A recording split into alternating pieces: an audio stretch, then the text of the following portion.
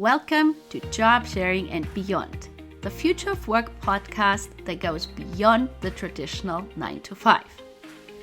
I am Karen Tischler, speaker, consultant, and host of the show, where we hear from global experts every other week to discover innovative solutions and tips on how to remain a relevant employer in the future. Welcome, everybody. I am super excited to have Sara Horsfall join me today.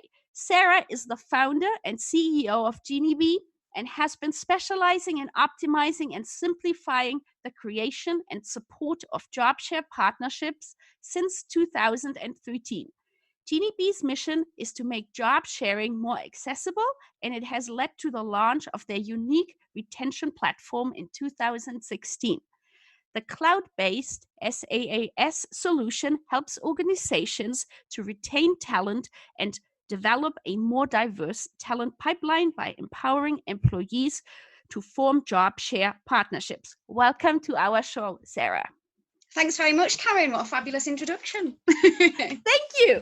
So now I'm recording this here in Vancouver, Canada, just to give our guests, our listeners, a little bit of an idea. So where are you currently based? And maybe could you tell us a little bit, like maybe your favorite dish of where you are around? So Ginibee is in St Ives, which is about 12 miles just out of Cambridge in the UK. Which is home of Cambridge University, one of the most prestigious universities in the world. Charles Darwin went there, Stephen Hawking went there. And it's also, Cambridge is the tech hub of the UK. So it's quite often referred to over here as Silicon Fen. Oh. And there's quite a lot of Fenland around here, so it's kind of the UK equivalent of Silicon Valley, which is quite cute. I don't know about a dish, to be honest. I don't know if you probably won't be able to tell from my accent, but I'm from Yorkshire. And Yorkshire puddings is kind of one of our favourite dishes up there. In Cambridge, I'm not sure yet, but what they do have in Cambridge, not relating to eating, but is the punting on the River Cam. It's quite famous for that. So if you ever come to Cambridge, you'll see lots of people, particularly in the summer, on these fabulous punts being taken up and down the River Cam. It's a lovely thing to do over here. Beautiful city. Wow, that sounds amazing. I've been to Cambridge a long time ago when I think I had just finished high school. So yes, so it's definitely, wow. I should definitely go back and visit. That sounds amazing. Yeah, it is. It's lovely. So now, a lot of people, especially here in Canada and in North America, and probably around the world, don't know the term job sharing that much. Could you maybe give us a brief overview and what that means, especially from your country's perspective? Yeah, it's a really interesting one, is the term job sharing. It's very different today compared to how it started out. It's really evolved. Essentially, the way that Ginibee interprets job sharing is two people taking ownership and responsibility for the delivery of one full-time role together. So they form a partnership. It's been around for decades, probably over here since about the 1940s, originally in kind of local authorities and schools, really pushed by, again, women wanting to progress their career and enabled by the employers who wanted to retain them. But it kind of got quite stereotyped as being more of a supporting secretarial type role, not really something for senior positions. And actually the extension of flexible working rights to everyone back in 2014 over here, and then shared parental leave the year after, and recently the gender pay gap reporting has kind of given it new life. It's really placed flexible working policy and practice back on the corporate agenda. And it's really motivating companies to look at how better to engage, develop, and attract and retain talent using different ways. But certainly job sharing has suffered from poor awareness, which really limits the application of it. And it's kind of, the term has suffered from this stereotyping. In terms of its application in the UK, really it's been quite ad hoc until recent years, usually arranged informally by someone who's lucky enough to know somebody else that's also looking to partner up in their company. Mm-hmm. And between them, they're lucky enough to have a boss who's confident enough and has the foresight to be able to implement it. But we want more at Ginibee. We did some research with the Cambridge Judge Business School MBA candidates back in 2015, and we actually found that 38% of employees would consider job sharing if they knew more about it. Wow. Yeah, it was quite a big proportion that would consider it, but 43% believed that their employer wouldn't support it. So they don't bother asking. Wow. And 80% of the employers that we spoke to were concerned about how to replace one half. What happens if one half leaves? But 42% of the candidates would actively look for a job share role. So what we found in the UK a couple of years ago is really, and still to a large extent now, there being a standoff. Companies don't really want to make it more accessible because of the perceived hassle of setting up and the perceived hassle of what happens if one half leaves. And candidates within their own networks don't always know somebody that's suitable to pair up. And often, even when they do, they don't know how to do it right. What's a successful model for doing this? And so those kind of questions have kind of been hanging in the air. But in the meantime, there are these individual fabulous role models like Maggie Piggott and Judy Kellick, 23-year, you probably heard of them, 23-year job share, 5 years at CEO level. I mean, they've both got CBEs, quite rightly. They've really pioneered that way of working. And they've dispelled all of the myths of, this role's not suitable for job share. You can't do it at that level. And they've just taken that on the chin and disproved it. So they're fantastic. And now we've got more and more, like Claire Walker and Hannah Essex at the British Chamber of Commerce. They're really pioneering and really behind this way of working, as are Charlotte Cherry, Alex Ainsley, they're head of HR at Quilter, and Lloyd's have got a lot of job shares, actually, all internally formed at the moment, but Claire Freshwater Turner and Annabelle Richards, they've made some fantastic marketing, and the more case studies we're now starting to see over the past few years, since we've started kind of putting forward a formula and encouraging and empowering people to do it, we're starting to see more case studies, which of course is how you reassure people that this is not a completely alien way of working, that actually it's a very supportive way of progressing your career. And so things are starting to change. But as I say, it's been stuck very much as job sharing. I don't like the term, to be honest. I think that the term job share doesn't lend itself to a best practice approach, because if you just view it as sharing a job, you're most likely going to interpret it as cover. The way that we prefer to refer to it is as a partnership, a talent partnership, or a knowledge partnership, because that really implies actively forming a partnership together.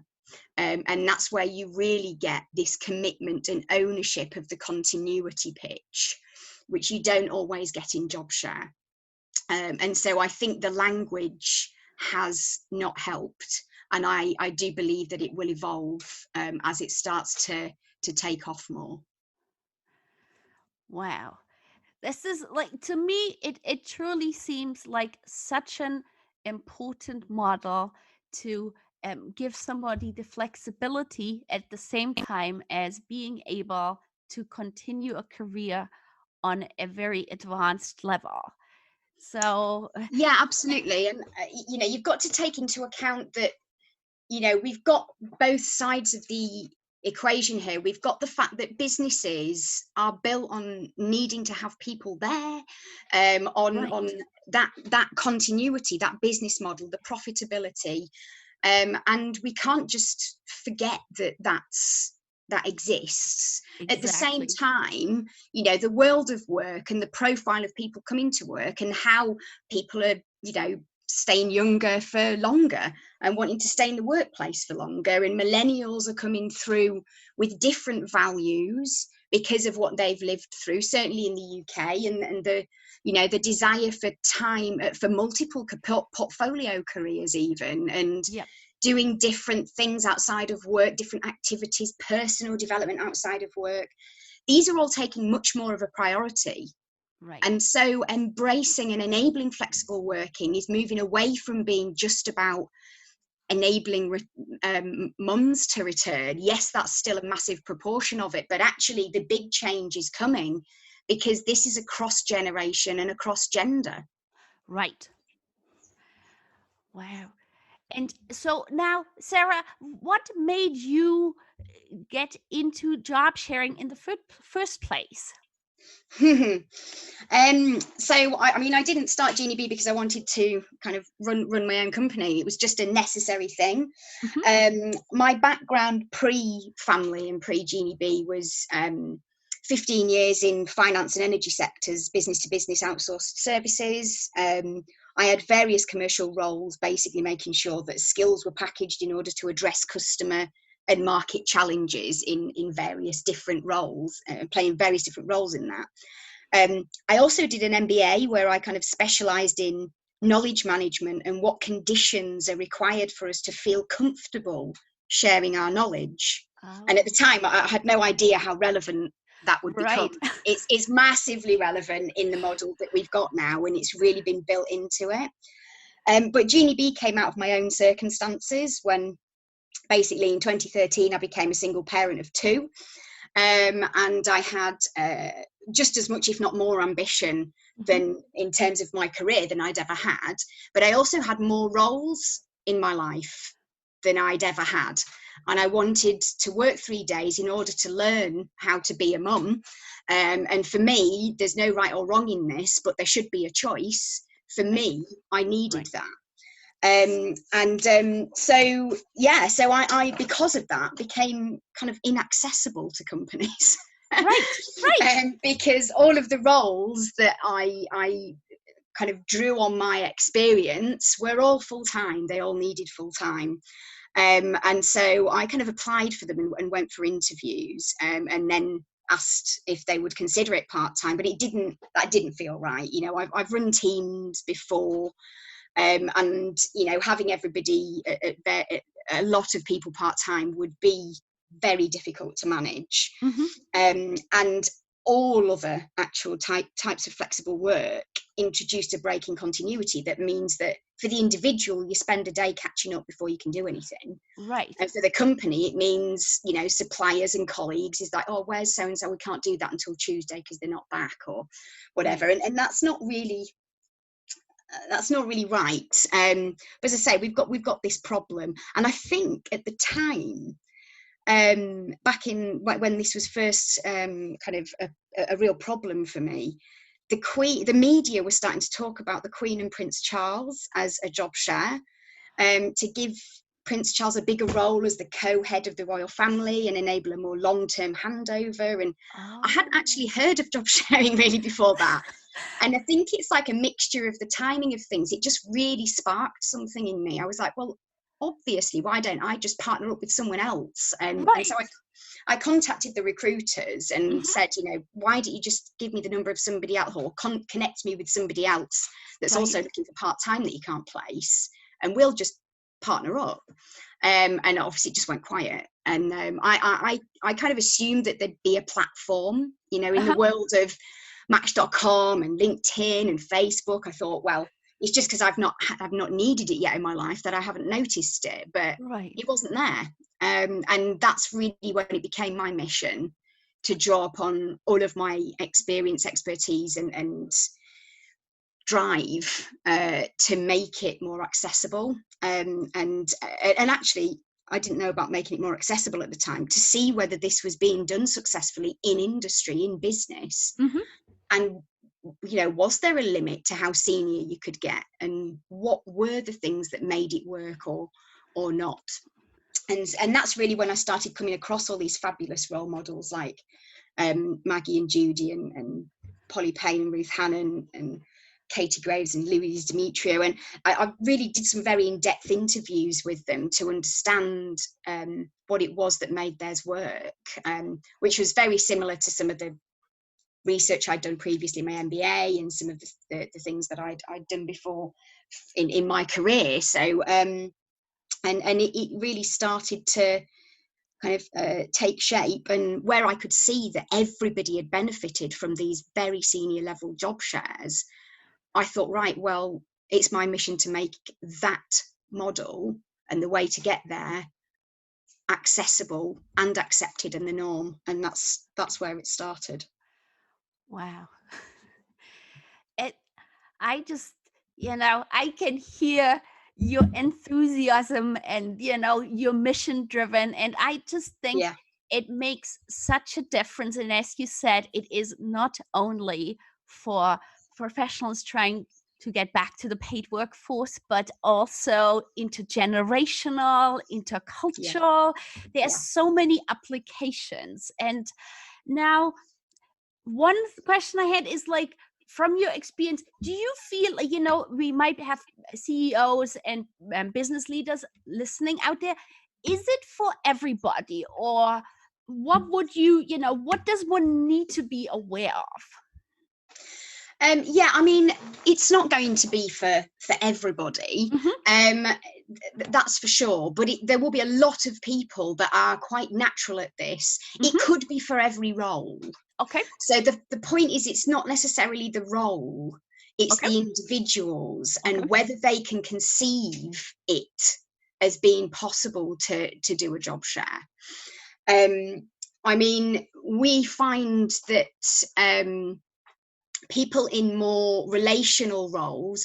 So first of all, not every role will necessarily require this. In terms of flexible working, some roles can be done from home. They can be done remotely. They can be scaled down to part-time.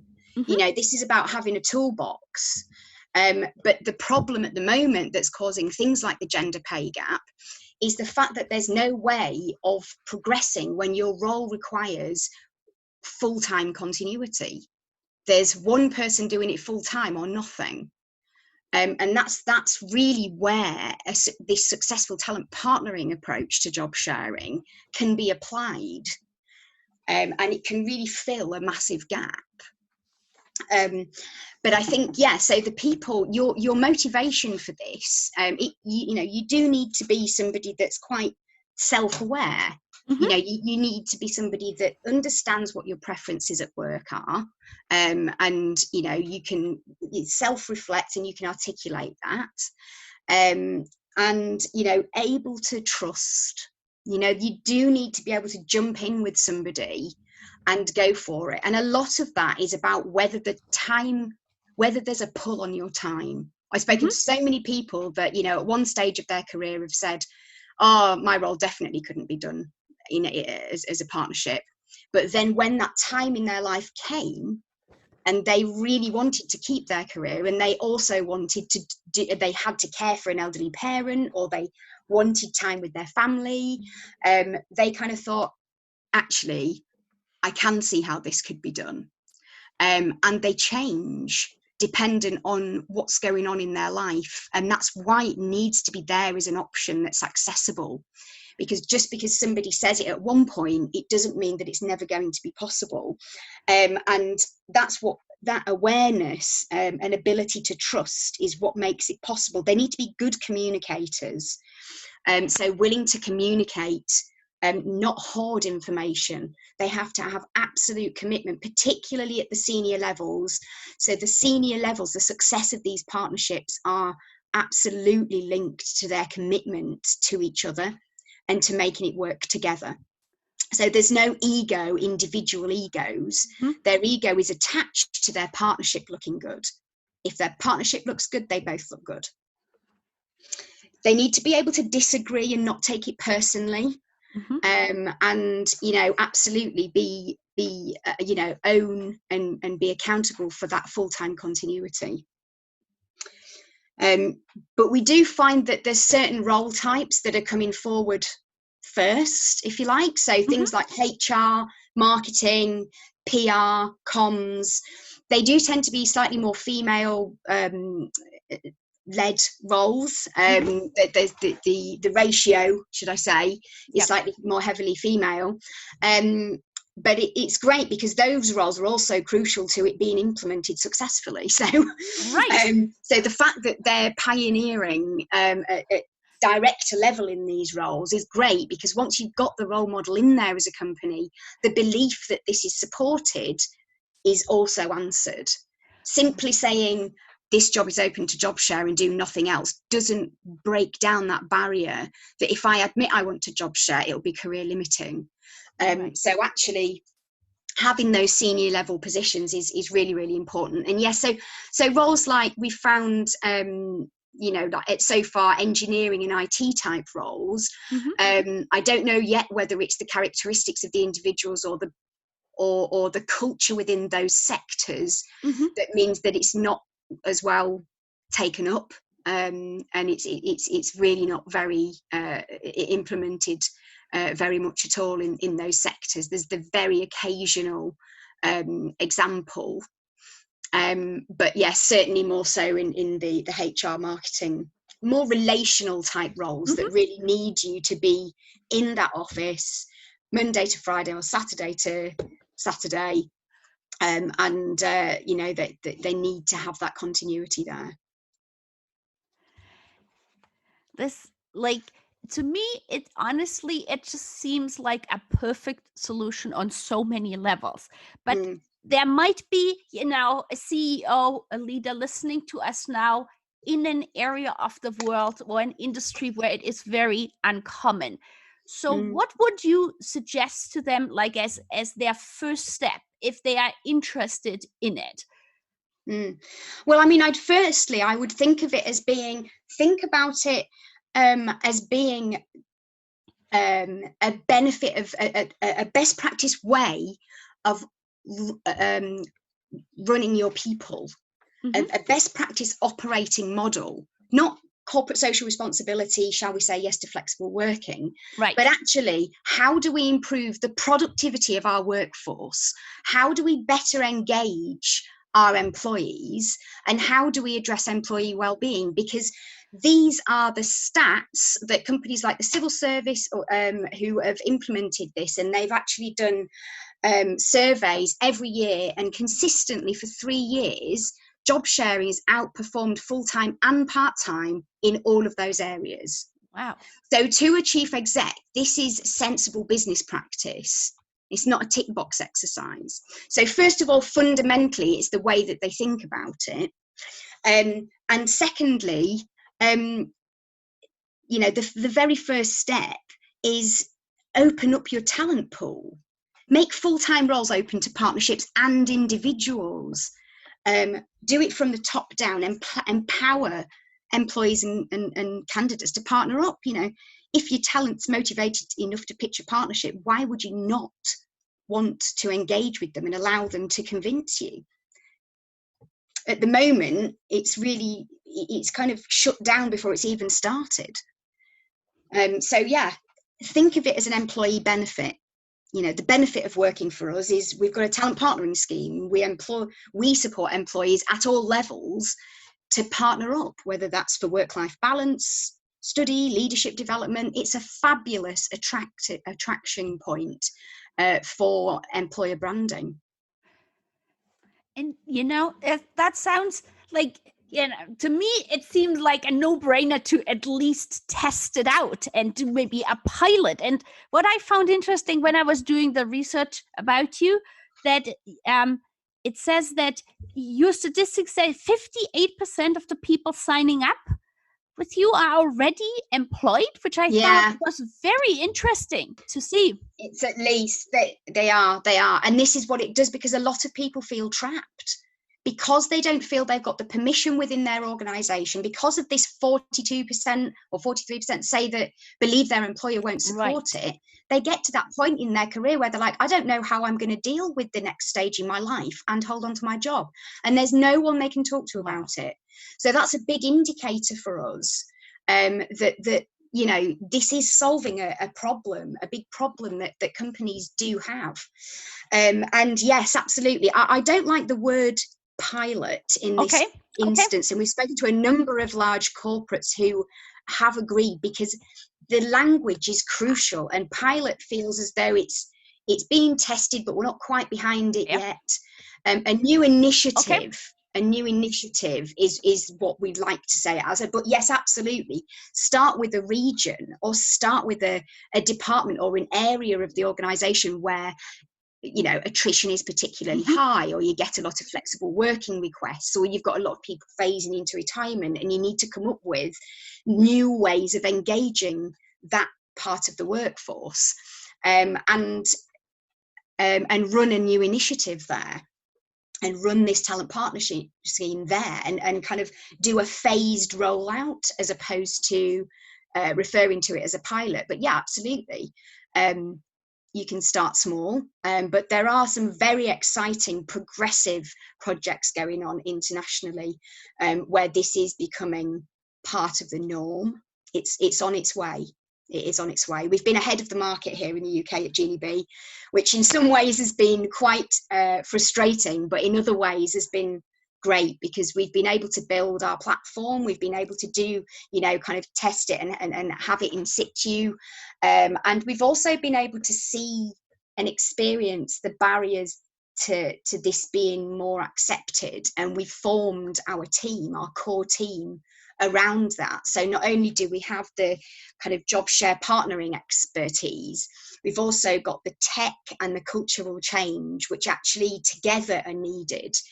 The tech is needed to make it accessible. The cultural change is needed to make it accepted. And those two need to really work hand in hand.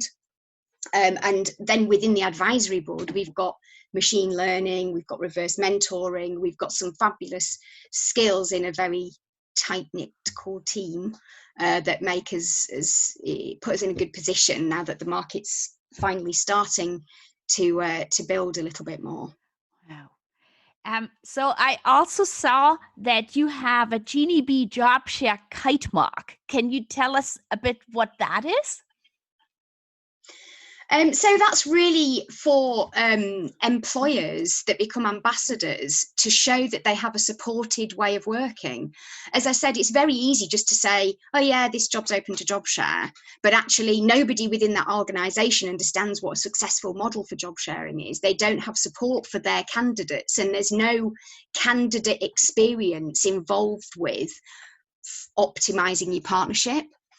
So actually having that kite mark is an indicator that they've had training and they're supported by a best practice approach to partnering.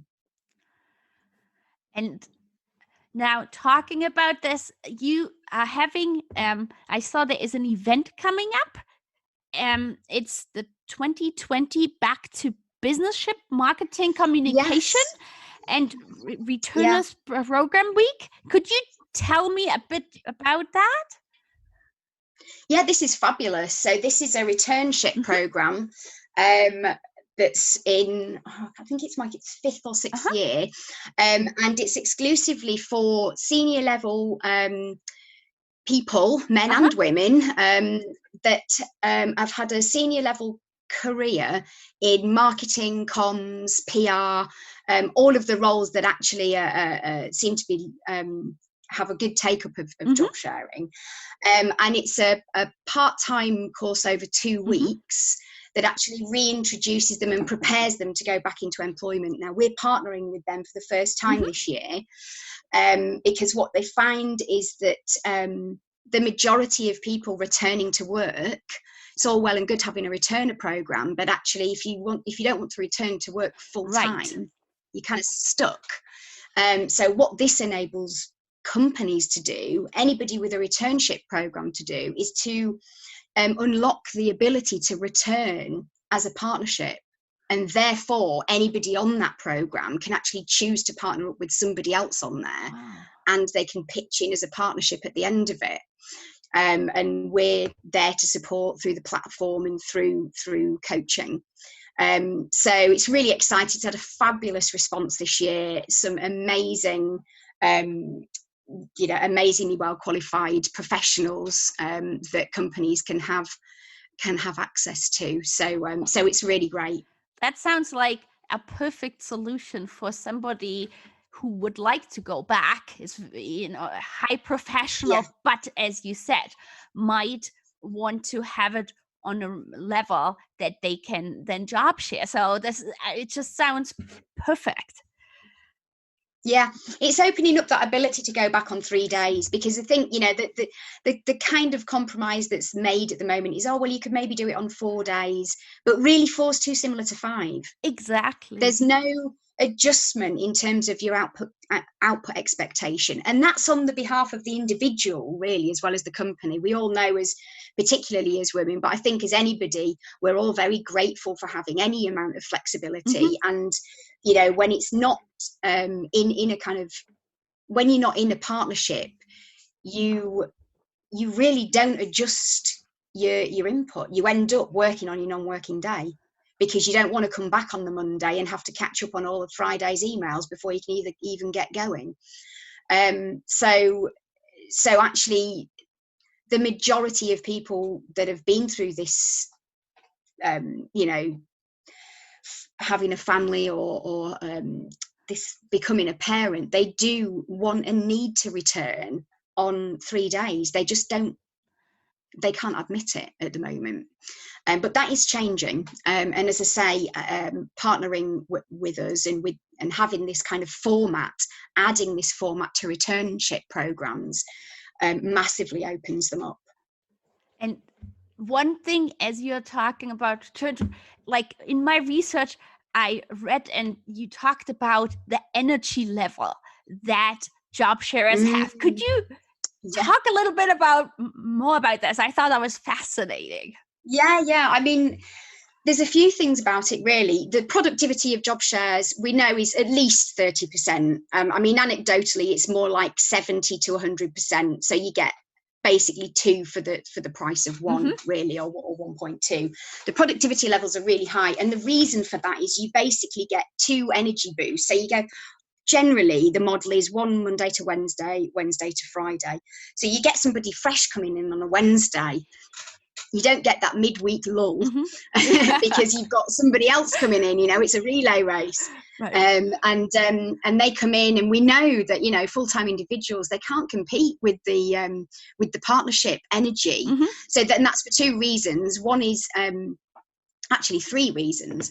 One is this handover, the fact that you come fresh. You've been able to fully switch off on your days off and switch into your other things. You're not kind of in there in body but not in mind.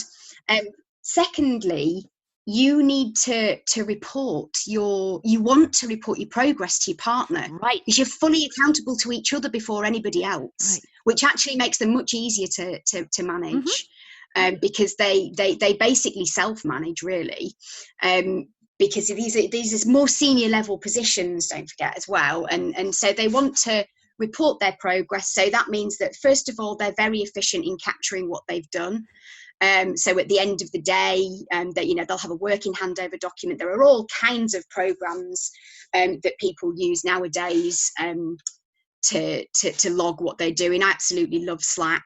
But this means that we can dial in and out of what's going on and be very efficient at capturing what's going on. So that actually improves contingency and reduces single point of failure.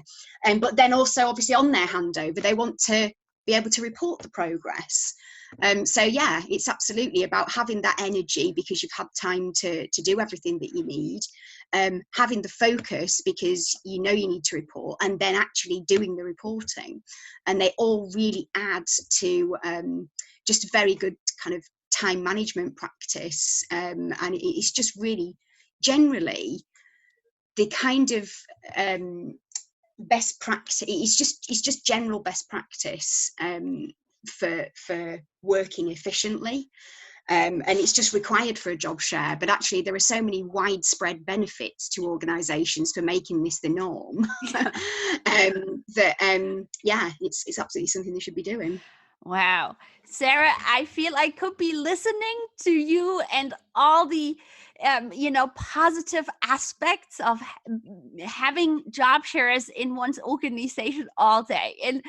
But as we are coming closer towards the end of our podcast, now, is there something else you would like to share with the audience that we have not talked about yet? I mean, a lot of this, just to say, empower yourself. You know, this change is coming. Companies, yes, they need to take the step, and we're doing that. We're helping them to incorporate this, and there's some exciting projects that are coming at the moment. But don't wait for permission. You know, empower yourself, be proactive, be positive, and partner up and pitch. Wow. Well, thank you so much, Sara. That was such an interesting and learning experience for me and for everybody out there listening to us. So I really appreciate all your expertise and experience that you shared with us today. No worries, Karen. Thank you for inviting me. Thank you. Thank you so much for listening to the show. We hope you gained valuable insights and new ideas. To keep listening to future episodes, please head over to iTunes or your favorite player and subscribe and give it a rating. We would very much appreciate a review and for you to share it on social media, so more people can start innovating in how they offer employment. Until the next time, goodbye!